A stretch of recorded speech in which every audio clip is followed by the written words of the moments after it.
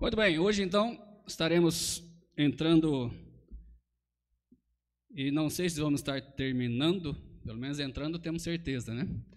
Tem muita coisa para passarmos hoje no estudo bíblico, então se der tudo certo, a gente termina, se não, nós deixamos para a semana que vem para terminarmos. Estaremos vendo sobre o rei Asa, como os irmãos sabem, estamos fazendo um estudo bíblico,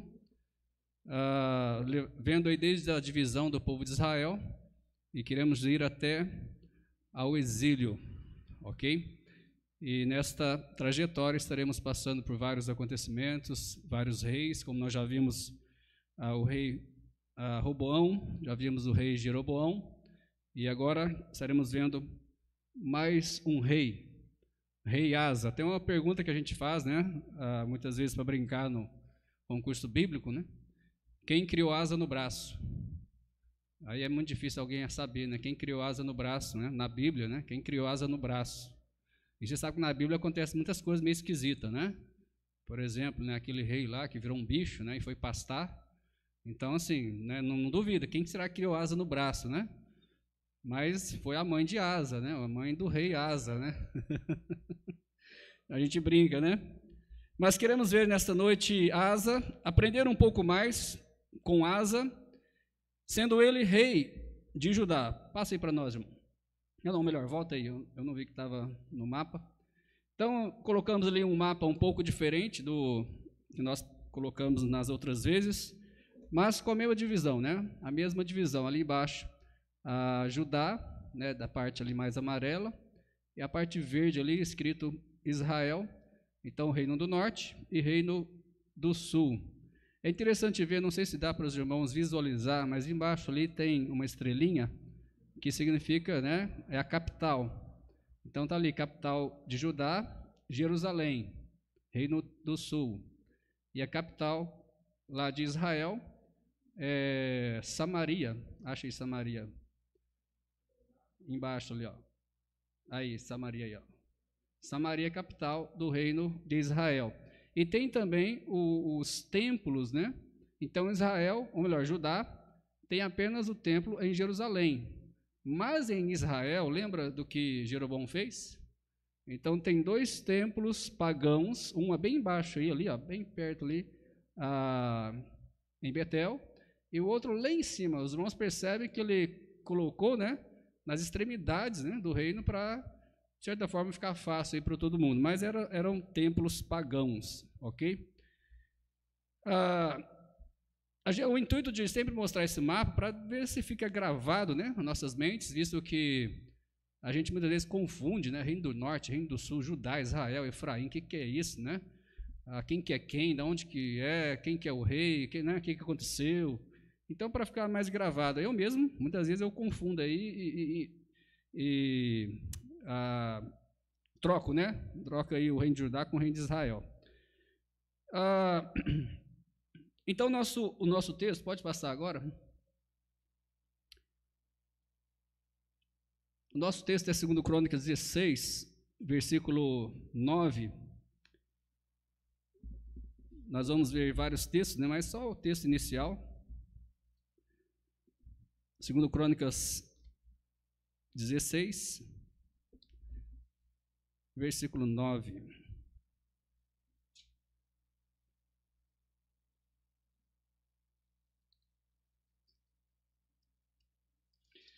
Diz o seguinte, a palavra do Senhor aqui.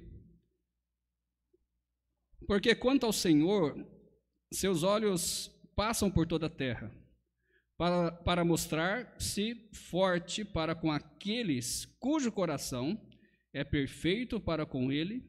Nisto, pois, procedeste loucamente, porque desde agora haverá guerras contra ti.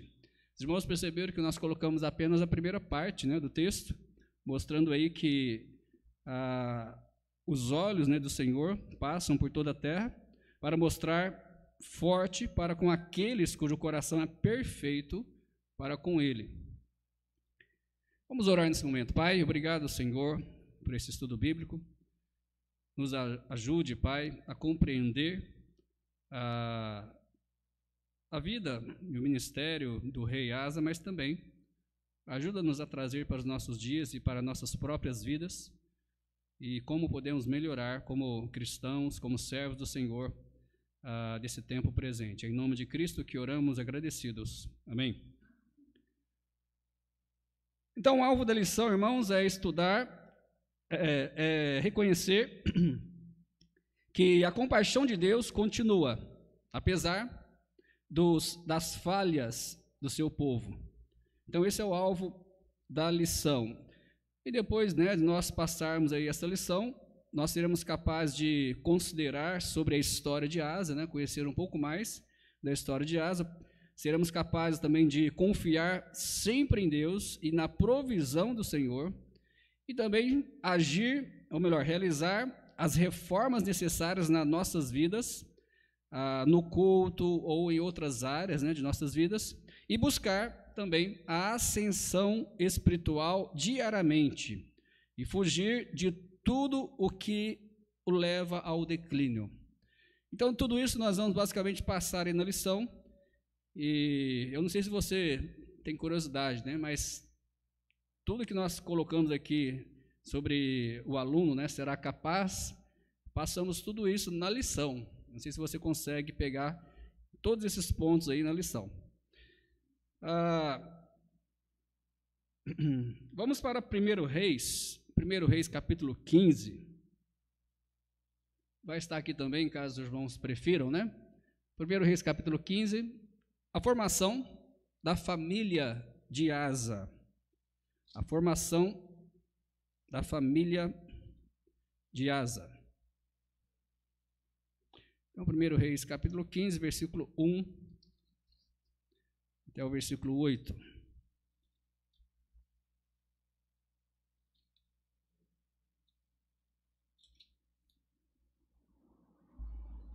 Aproveitando, avisar aí alguém para ficar já pronto com o microfone, daqui a pouco vamos colocar os irmãos numa fria aí, fazer umas perguntas muito fáceis. 1 Reis 15 nos diz: E no 18º ano do rei Jeroboão, filho de Nebate, Abias começou a reinar sobre Judá. E reinou 3 anos em Jerusalém, e era o nome de sua mãe Maaca, filha de Absalão. Maaca, foi quem criou Asa no braço, para quem não sabe. Houve guerra entre Asa e Baasa, rei de Israel, todos... Opa, espera aí, acho que eu pulei aqui, desculpa, irmãos. Versículo 3. E andou em todos os pecados do seu pai, que o seu pai tinha cometido antes dele, e seu coração não foi perfeito para com o Senhor seu Deus, como o coração de Davi, seu pai. Mas por amor de Davi, o Senhor, seu Deus, lhe deu uma lâmpada em Jerusalém, levantando a seu filho depois dele, e confirmando a Jerusalém. Porquanto Davi tinha feito o que era reto aos olhos do Senhor, e não se tinha desviado de tudo quanto lhe ordenara em todos os dias da sua vida, senão só no negócio de Urias, o heteu. E houve guerra entre Roboão e Jeroboão todos os dias da sua vida. Interessante, Já pensou todos os dias da vida ter guerra? E Abias, versículo 7. Quanto ao mais dos atos de Abias e tudo quanto fez, porventura não está escrito no livro das crônicas dos reis de Judá? Também houve guerra entre Abias e Jeroboão. E Abias dormiu com seus pais e os sepultaram na cidade de Davi, e Asa, seu filho, reinou em seu lugar. Então temos aí um breve histórico da família de Asa, seus pais, o que aconteceu antes, bem resumido mesmo, para a gente pelo menos nos ater aí na história. Asa, então, ele herdou, como os irmãos puderam ver aí, Asa herdou do bisavô Salomão, do avô Roboão e do seu pai Abias grandes problemas. Ele pegou o reino com grandes problemas. Havia em Judá muitos lugares de culto pagão, muitos altares, objetos ligados à idolatria. Os reis vizinhos também eram perigosos. E o território nacional precisava ser defendido. O rei Asa então foi animado e advertido também por profetas de Deus, porque o Senhor continuou dirigindo a história do seu povo. E as suas intervenções no reino de Asa foram marcantes, né? As intervenções de Deus. Passa aí para nós, irmãos. Pergunta difícil para os brasileiros e brasileiras. Lembra disso? Respondem para mim. Quais as reformas que o Brasil precisaria passar? Tanto religiosa como política. Quais as reformas que o Brasil precisa passar? Né? Os voluntários aí que gostam de falar de política, né? Não vou citar o nome não, porque senão o Josimar vai ficar com vergonha, né? Agora é a hora, meu Josimar, não perde não, aí ó, né?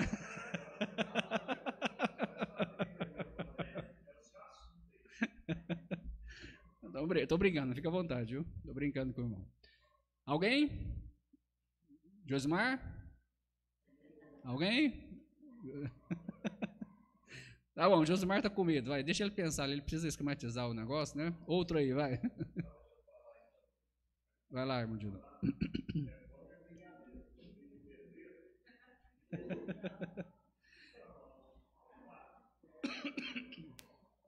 Boa noite, irmãos. Boa noite. Então, irmãos, uma das reformas, assim, até ambiciosa da minha parte, né, seria a Previdência Social, né, dar um jeito de a gente aposentar mais novo. Né? Agora, no campo religioso, né, eu creio que nós temos liberdade de cultuar a Deus, né, e isso não pode mudar, né, ou não deveria mudar. Então, eu acredito, eu pensei nessas reformas aqui agora. Próximo. Algum outro tipo de reforma que o Brasil precisa passar?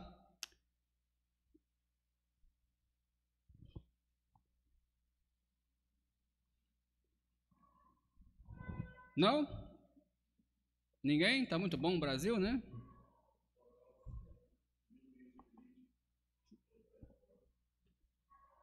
Ok. Oi, irmãos. O pastor brincou e falou que o Brasil está muito bom, mas a gente pensa em reforma. Quando acontece reforma, um exemplo é a reforma trabalhista. Em vez de melhorar, só piora para o trabalhador. Então, às vezes é melhor deixar do jeito que dá. Questão política, né? Ok. Reforma trabalhista. Precisaria dessa reforma. Reforma Não, Previdência, reforma trabalhista. Eles falaram nessa reforma trabalhista, mas pelo que eu vi lá, pela reforma não melhorou para o trabalhador, não. Uhum. O que mais? Algum outro tipo de reforma? Os irmãos não conseguem identificar nenhuma reforma na área religiosa? Olha lá, irmão Antônio Marcos, passa lá para o fundo o microfone.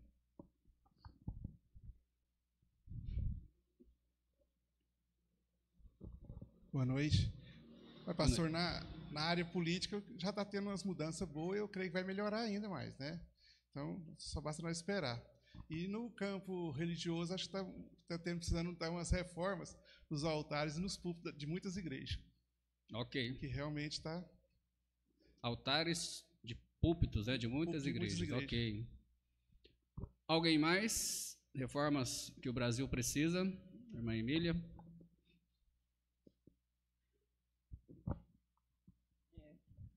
Boa noite. Para os irmãos, eu não sei se é assim que se diz, não, né? Mas uma reforma seria essa reforma, não sei se é assim que fala, religiosa, né? Porque tem muitas polêmicas por causa que se o ser humano, né, tem o seu direito, então deveria ter mais assim liberdade, né? Lógico, né, com disciplina, para poder fazer a sua, né, seu culto religioso, né, sem ser incomodado, né? Porque faz uma lei de um todo, acaba prejudicando, né? Então, eu acredito que deveria ter, né, essa reforma religiosa com respeito, né, ao ser humano, porque fica proibindo, né, e às vezes fica impondo, né, o que não é daquela, tipo assim, daquela religião, né? Ok. Mais alguém gostaria? Nós vamos dar prosseguimento. Ok, então, é claro que o Brasil precisa de reformas em várias áreas, religiosa e política. E o irmão Josmar perdeu a oportunidade, né? Mas esse é outro assunto. Uma área que eu considero, né, que precisa ter uma reforma, pelo menos uma maior segurança e leis bem definidas, é com respeito à educação. Infelizmente, a educação no Brasil ainda é muito precária e aberta a muitas, né, podridão que querem colocar dentro da educação, né? Então, as escolas muitas vezes têm se tornado, professores muitas vezes têm se tornado doutrinadores e não pessoas que vão ensinar realmente ali ciências, matemática, geografia, né? E outras áreas realmente que cabe à escola ensinar. Sem falar também, né, do ensino religioso, que é muito precário também. Então, assim, reforma precisa demais, precisa muito. O Brasil precisa melhorar muito ainda. Mas, graças a Deus, pelo menos algumas coisas têm melhorado. Então, vamos ver as reformas aqui do rei Asa. Alguém leia para mim aí, pega o microfone, 1 Reis 15, versículo 11. Bom, eu já estou aqui aberto, eu vou ler. Então, outro abra aí, 2 Crônicas 14, versículo 2. 2 Crônicas 14, versículo 2. 1 Reis 15, versículo 11, nos diz: E Asa fez o que era reto aos olhos do Senhor, como Davi, seu pai. Né? Nós já falamos um pouco sobre isso. 2 Crônicas 14, versículo 2. E Asa fez o que era bom e reto aos olhos do Senhor seu Deus. Ok, então nós vemos que, apesar de tudo, Asa, meditando, saindo até um pouco fora aqui da lição, Asa é basicamente aí alguém como nós. Outro dia nós fizemos até uma brincadeira, né, umas perguntas sobre os quarentões aí, né, o que faria, né, se fosse rei, né. Asa é um homem comum, ele teve acertos, mas também teve erros, assim como nós, né, a nossa trajetória é feita de bastante erros e também bastante acertos. O problema é que precisamos acertar mais do que errar, né? Esse que é o detalhe específico. Mas Asa, as reformas que ele fez no povo, né, no reino de Judá, ele expulsou do país os chamados prostitutos cultuais, embora aí a Bíblia coloca um termo menos, né, pejorativo, mas eram realmente prostitutos cultuais, ou seja, pessoas que se relacionavam sexualmente para adorar dos seus cultos, né, aqueles deuses pagãos. Então Asa, ele expulsou essas pessoas que praticavam isso e desfez de todos os ídolos que seu pai havia feito. Então começou bem, né? Conforme diz aí, 1 Reis 15, versículo 12, que diz o seguinte: porque tirou da terra os sodomitas, tá vendo? Uma palavra menos, né, pejorativa. Hoje em dia não pode falar, não vou falar aqui, né, uma outra palavra, então se você quiser dar nome, né, ao pecado, é só usar aí o sodomita, que não tem problema nenhum, né? Não tem problema de processo, porque você está falando que é bíblico, né? Mas Asa expulsou, né, todos os sodomitas e removeu todos os ídolos que seus pais fizeram. A prostituição, infelizmente, fazia parte dos cultos cananeus, cultos pagãos. A deusa Astarte, visando aí uma fertilidade no campo e na família, né? Umas coisas realmente podres que havia nos reinos. Por isso que Deus sempre falou: olha, vocês não façam o que esses reinos, esses povos fazem, né? Não deixem, não tenham contato, porque logicamente isso iria levá-los para o mau caminho, e logicamente nós vemos aí que foi isso que aconteceu. Depois também, ele depôs a sua própria mãe, Maaca, ou Maacá, porque ela era tipo uma rainha mãe e tinha bastante autoridade, e ela colocou aí, né, uma estátua, um negócio de idolatria lá, que era contra, né, os padrões de Deus, totalmente contra a vontade de Deus, e Asa, então, ele desfez essa posição de rainha-mãe, e a posição de rainha-mãe era de muito prestígio, como eu já disse, e no tempo de Salomão, ele mostrou respeito e consideração com Betseba, né, que teve muita influência na corte real, mas Asa agiu com firmeza, mesmo contra sua própria mãe, destruindo os objetos de culto idólatras, né, que a própria mãe ergueu ali no povo de Israel. Alguém leia 2 Crônicas. E também a Maacá, sua mãe, o rei Asa depois, para que não fosse mais rainha, porquanto fizeram um horrível ídolo a Azerá, e Asa destruiu o seu horrível ídolo, e o despedaçou e o queimou junto ao ribeiro de Cedron. Além disso, também, Asa mandou o povo observar a lei e o mandamento de Deus, conforme 2 Crônicas 14, versículo 4. Alguém leia para mim, 2 Crônicas 14, versículo 4. E mandou a Judá que buscasse ao Senhor Deus de seus pais e que observasse a lei e o mandamento. Na lei de Moisés, o culto e todas as práticas religiosas de Israel eram bem definidos. Vamos agora em Deuteronômio. Abra lá a sua Bíblia em Deuteronômio, capítulo 18.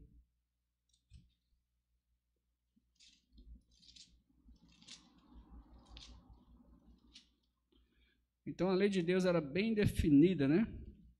Com respeito a essas coisas. Deuteronômio, capítulo 18, versículo 10 ao versículo 12.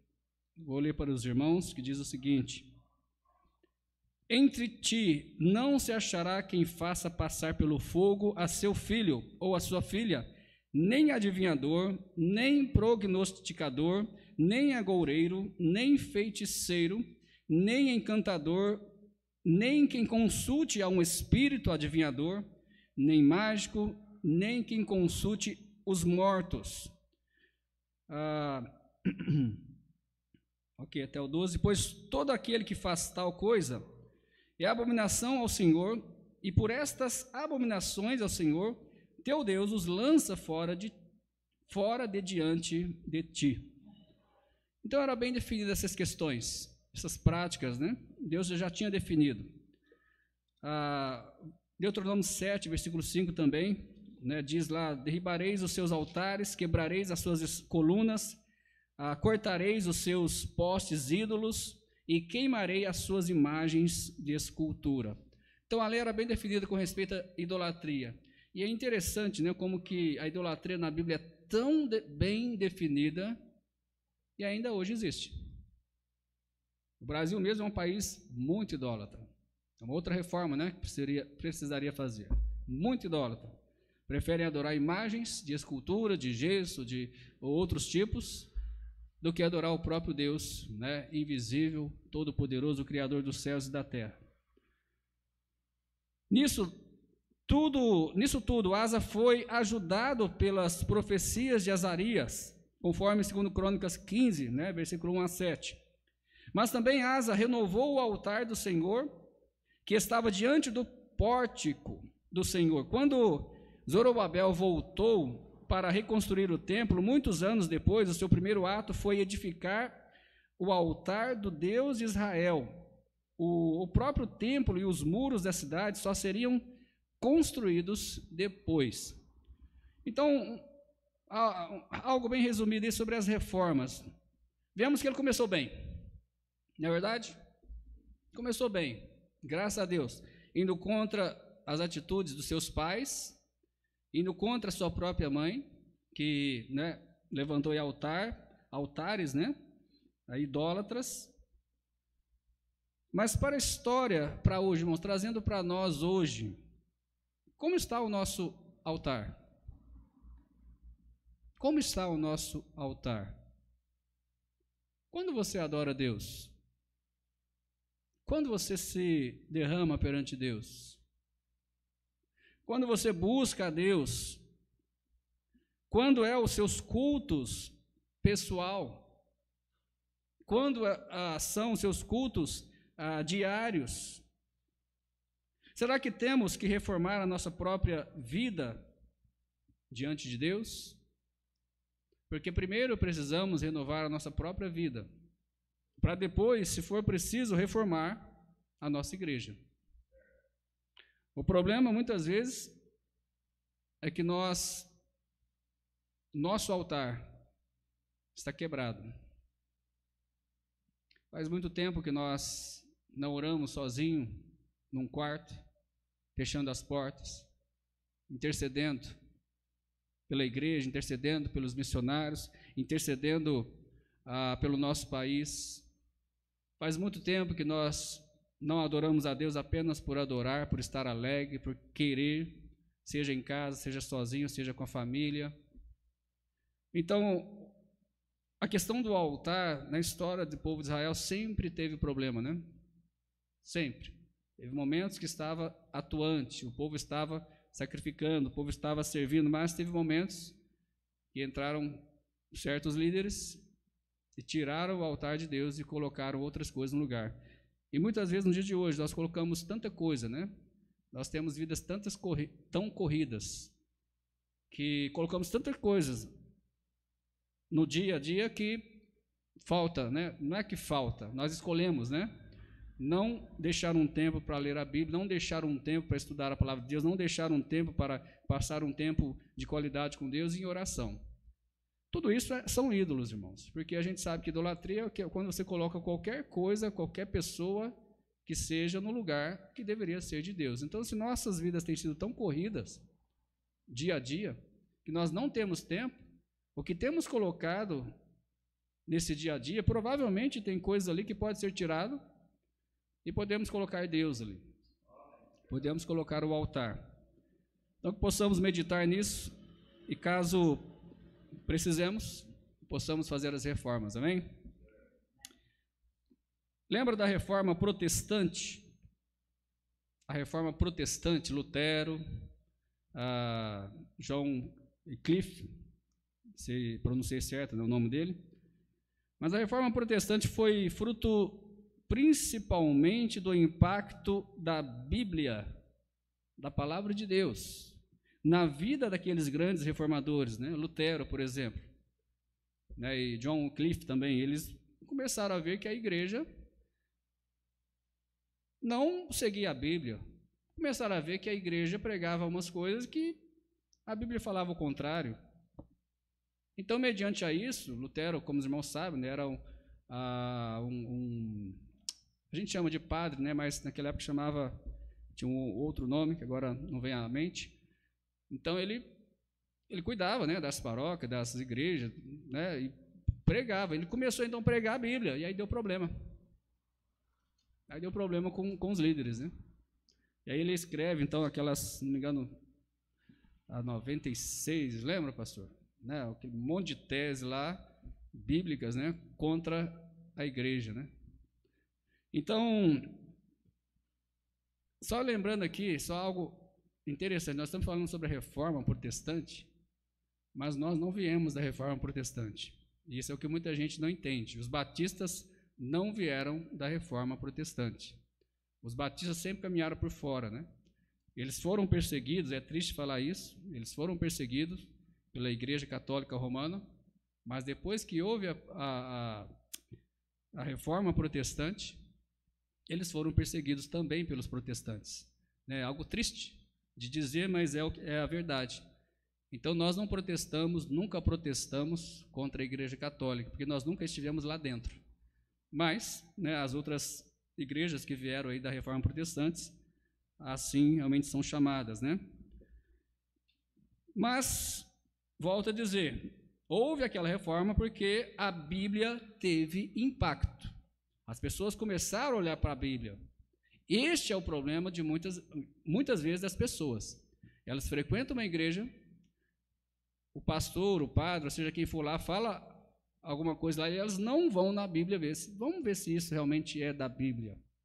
Vamos ver se realmente isso é bíblico. E aí acabam sendo enganadas, né? Hoje, inúmeras igrejas estão necessitando de uma nova reforma que também precisa ser realizada com muita atenção e fidelidade às normas estabelecidas por Deus da sua palavra, a Bíblia. Por ela, ou seja, pela Bíblia, ficará claro o que tem de ser eliminado e o que tem de ser restabelecido. Essa obra, como a obra do rei Asa, terá uma recompensa. Amém? Olha o versículo, deixa eu ler aqui, deixa eu ver, acho que eu já saí. 1 Crônicas 15, 58. Quem abre primeiro? Desculpa, 1 Coríntios, né? Tacou ali. Então tá fácil, né? Alguém sabe de cor aí? 1 Coríntios 15, 58? Portanto, meus amados irmãos, sede firmes e constantes, sempre abundantes na obra do Senhor, sabendo que o vosso trabalho não é vão no Senhor. Amém. Então sempre tem recompensa. Se você prefere fazer o que é bíblico, o que agrada a Deus, sempre tem a recompensa. Finalmente, então, Asa congregou todo Judá. Asa congregou as tribos, né? Judá, Benjamim, Efraim, Manassés e Simeão. Esses moravam no reino de Judá. Olha o texto aí para nós vermos. Acho que vai estar aqui também, ó, se os irmãos quiserem acompanhar. 2 Crônicas 15, versículo 9 ao 12. 2 Crônicas 15, versículo 9 ao 12.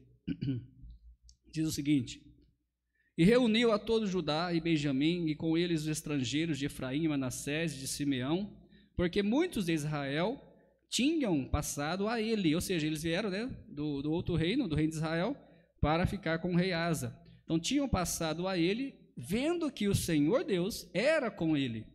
E ajuntaram-se em Jerusalém no 3º mês, no ano 15º do reinado de Asa. E no mesmo dia ofereceram em sacrifícios ao Senhor do despojo que trouxeram 700 bois e 7.000 ovelhas. E entraram na aliança para buscarem o Senhor Deus de seus pais com todo o seu coração e com toda a sua alma. Graças a Deus, amém? Graças a Deus. Eles juraram solenemente diante do Senhor, assumiram o compromisso de buscar a Deus e ficar fiéis a Ele.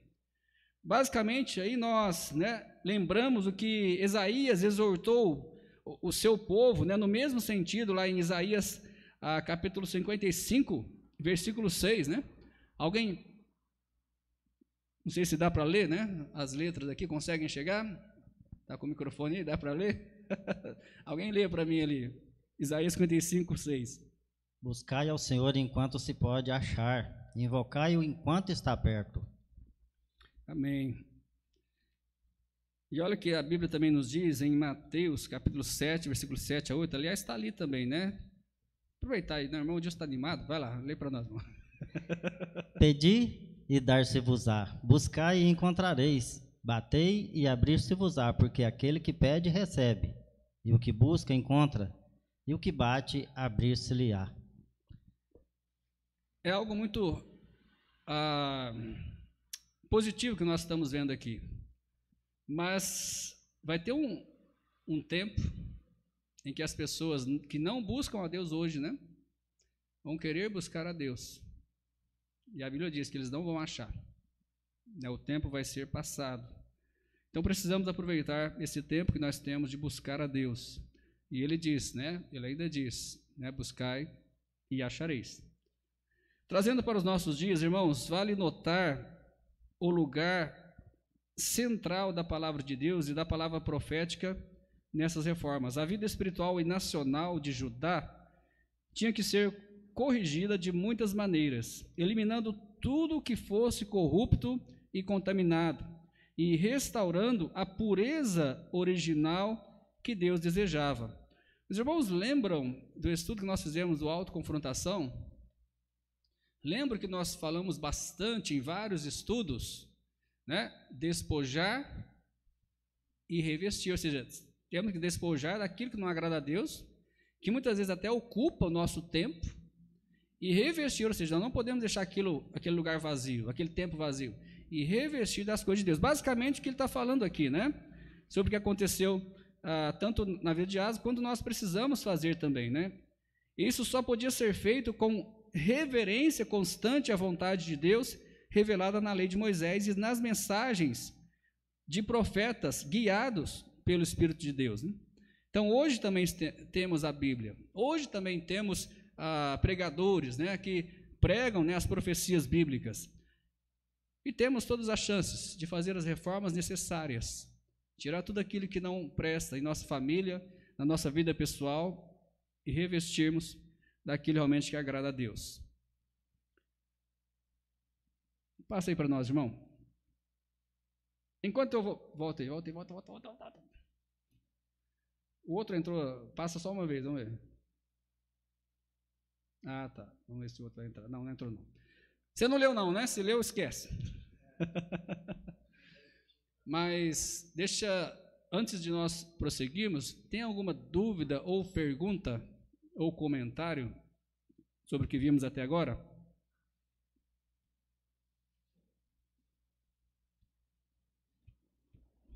Não? Eu sempre digo, né? Quando não há pergunta, ou não está entendendo nada, ou o professor é muito bom, então eu prefiro ficar com a segunda opção, né? Tá bom. Os irmãos sabem que cidade é essa?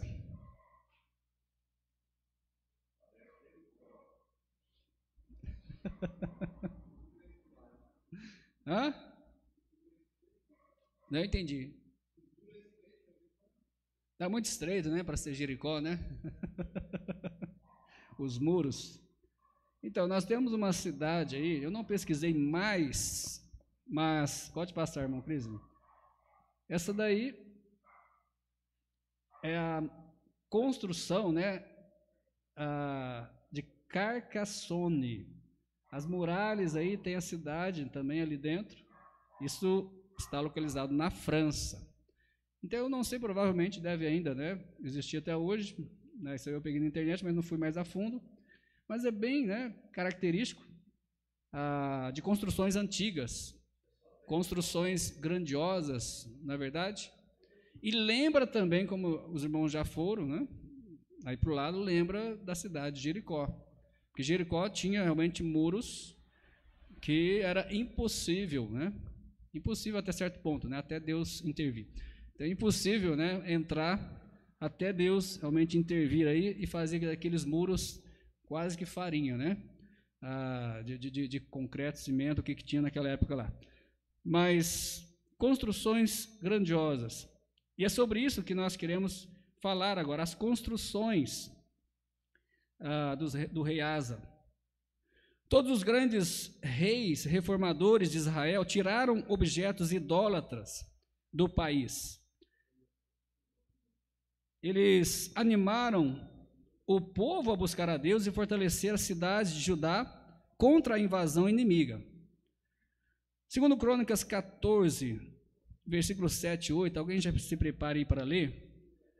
Asa aproveitou os anos de paz e tranquilidade dadas pelo Senhor para reforçar as defesas do reino. Houve então, né, um tempo de paz no reino de Asa, vários anos, não lembro agora quantos anos, mas vários anos houve paz. Por quê? Porque ele começou bem, ele obedeceu a palavra de Deus, começou bem, fez as reformas necessárias, e Deus, como eu disse, né, Deus beneficiou ele desta forma, dando paz. E olha o que ele fez então nesse tempo de paz. Alguém lê, 2 Crônicas 14, versículos 7 e 8.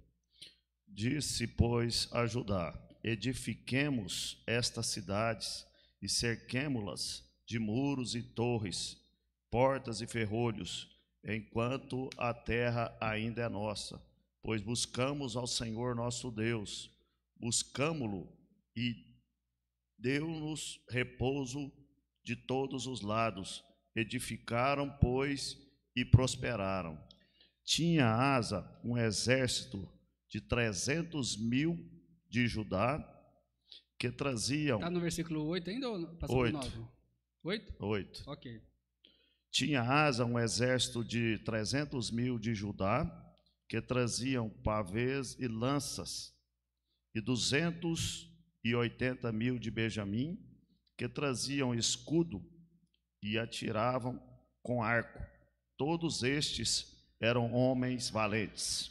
Ok, é que aqui na revista cortou, né? Eu pensei que tinha terminado. Ok.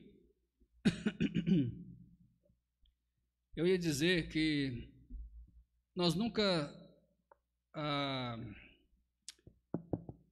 vamos ser desapontados quando procurarmos fazer o que é certo.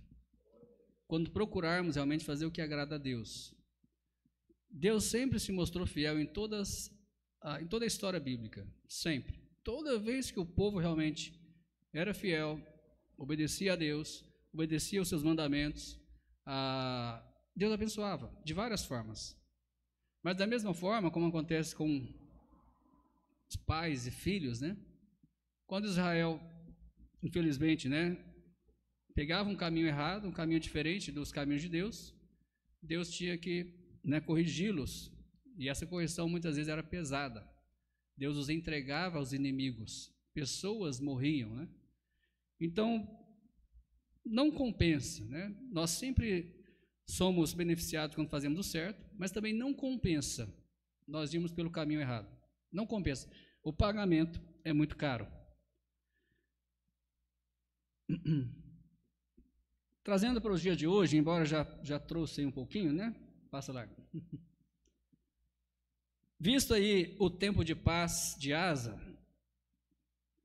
o que acontece conosco? E nós? Quando estamos sem graves problemas, talvez na igreja, talvez na família, né? Talvez financeiramente, talvez a questão de enfermidade. Nós passamos fases, na verdade. Algumas fases são bem atribulados, mas outras fases que nós passamos são fases de bênção, fases de tranquilidade. E Deus abençoa de várias formas, mas o que nós fazemos nesse tempo? Será que realmente fazemos tudo para reforçar as nossas defesas espirituais ou nós acomodamos? Infelizmente, a maioria de nós acomoda, né? Pelo menos é o que a gente vê. Mas deveríamos fazer como Asa, né? Estava em paz, estava tudo tranquilo. Né? Ele não fez como aquele outro, né, homem que a Bíblia descreve, né? Come, bebe, folga. Mas ele foi lá e trabalhou. Não, vamos reforçar aqui, vamos melhorar aqui, vamos, né? Continuar trabalhando. Continuar servindo a Deus. E nós? Tem pessoas muitas vezes, né? Quando as coisas começam a ficar ruins, elas vêm para a igreja. Mas quando Deus começa a abençoar, elas somem, né? Está indo tudo muito bem, aí não vem mais na igreja. Estamos praticando o uso da espada do Espírito, que é a palavra de Deus, para saber usá-la quando chegar a hora de alguma batalha espiritual? Nós estamos numa luta espiritual, numa guerra espiritual, e a nossa arma é a Bíblia. Mas a pergunta é, o quanto nós sabemos manejá-la? O quanto nós somos hábil com a espada de Deus, para quando entrarmos em guerra espiritual, pastor, como é que é essa guerra? É quando você vai evangelizar alguém, é quando você vai falar de Deus para alguém. E se você não tem habilidade bíblica para isso, não conhece a Bíblia para falar da palavra de Deus, né, você corre um sério risco de ser derrotado. E aí as hostes espirituais da maldade, né, os exércitos do diabo fazem festa lá no inferno. Nós temos tempo de paz e tempo de guerra. Mas precisamos, irmãos, nos preparar para a guerra nos tempos de paz. Amém? Porque a guerra vai chegar. Vamos colocar de pé e vamos orar.